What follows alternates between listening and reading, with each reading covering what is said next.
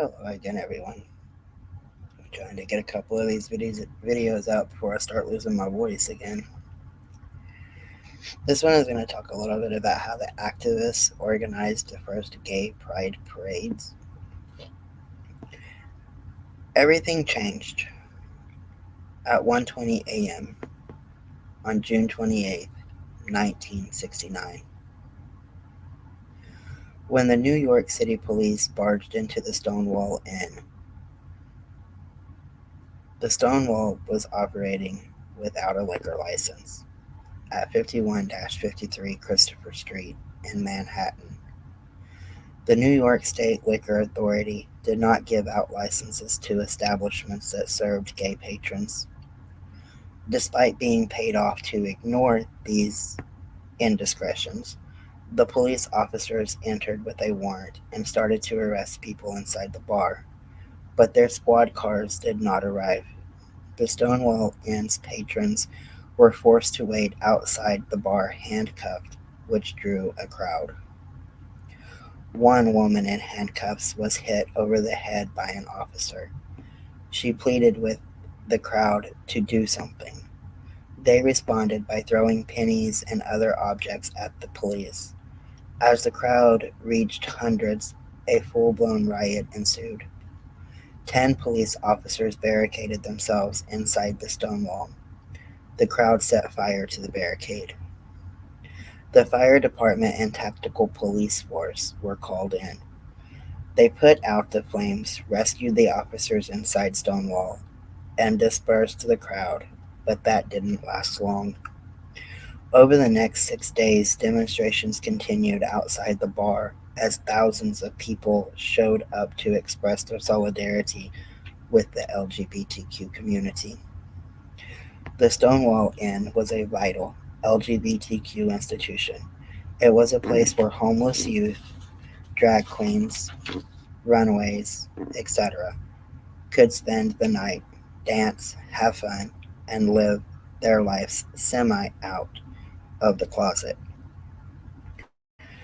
The violent attack on the sacred bar that many called home was the breaking point for those looking to advance LGBT political activism.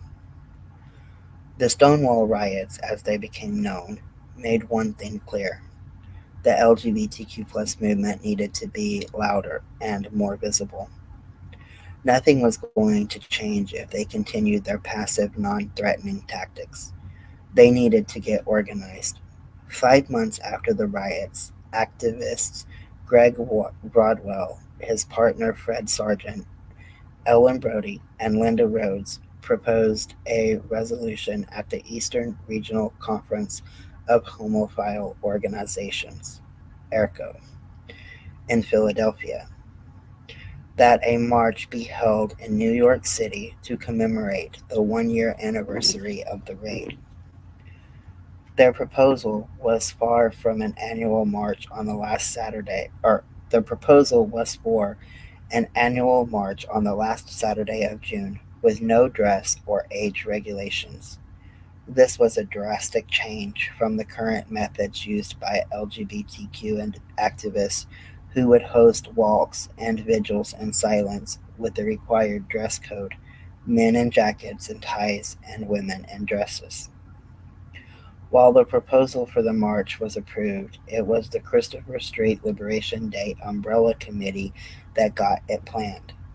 Meeting in Craig Rodwell's apartment and bookstore, the Oscar Wilde bookshop on Christopher Street, the details for the first NYC Pride Parade, then known as the Christopher Street Liberation Day March, were hashed out. Making use of the Oscar Wilde mailing list, they were able to get the word out. The festivities turned into a week-long celebration, something many cities continue to do to this day. L. Craig Schoonmaker was part of the Christopher Street Liberation Day March Planning Committee. When they were looking for a slogan for the event, it was Schoonmaker that suggested Pride. The idea of gay power was thrown around, but Schoonmaker said gay individuals lacked real power to make change but one thing they did have was a lot of pride. In 2015, Schoonmaker explained a lot of people were very repressed. They were conflicted internally and didn't know how to come out and be proud. That's how the movement was most useful because they thought, maybe I should be proud. The official chant for the march began, Say it loud, gay is proud. All their efforts come to fruition on June 28, 1970, the 1 year anniversary of the Stonewall riots. The march was 51 blocks long from west of 6th Avenue to Waverly Place in Greenwich Village, all the way to Sheep's Meadow in Central Park, where activists held a gay inn, borrowing a technique that had been popularized by the civil rights movement. The gay inn was both a protest and a celebration. The front page of the New York Times ran with the headline, Thousands of homosexuals hold a protest rally in Central Park. There were no floats, no music blasting through the streets, no scantily clad dancers. This was a political statement and a test. What would happen when LGBTQ plus citizens became more visible? While crowd estimates varied wildly from 1,000 to 20,000, one thing remained clear. There had never been a demonstration like this before.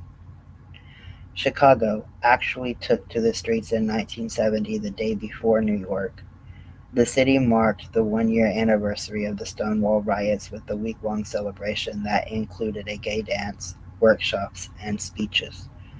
The week long festivities ended with approximately 150 people marching from Washington Square Park to the Water Tower at the intersection of Michigan and Chicago Avenues, with some continuing on to the Civic Center. Organized by the Gay Liberation Movement, the official slogan was Gay Power. The next day, the Chicago Tribune ran a 75-word story on the third page with the headline, Gay Liberation Stage March to Civic Center.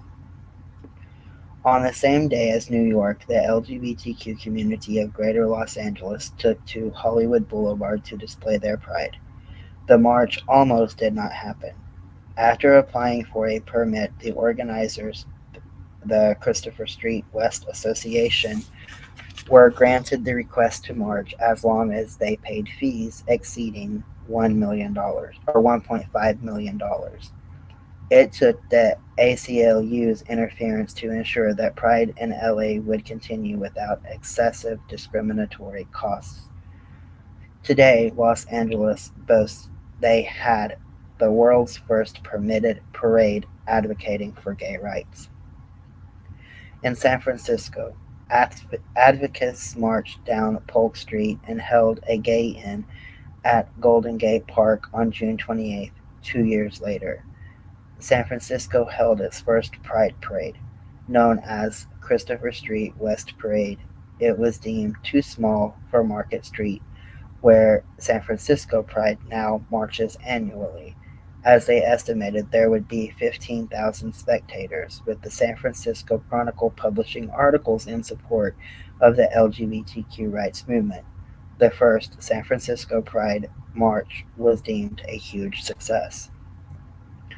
To this day, San Francisco, New York City, and Chicago continue to honor the anniversary of the Stonewall riots, always having their parades on the last weekend in June. Now, hundreds of cities around the world have created their own pride parades. On June 11, 1999, President Bill Clinton issued the first ever proclamation declaring June to be Gay and Lesbian Pride Month. His successor, George W. Bush, did not continue the tradition. The practice was picked up again by Obama, who declared June LGBT Pride Month all 8 years of his administration. President Obama also established a 7.7-acre area around the reopened Stonewall Inn as the Stonewall National Movement, turning the site that sparked a worldwide movement into the first LGBTQ national park site in the United States. Stay proud.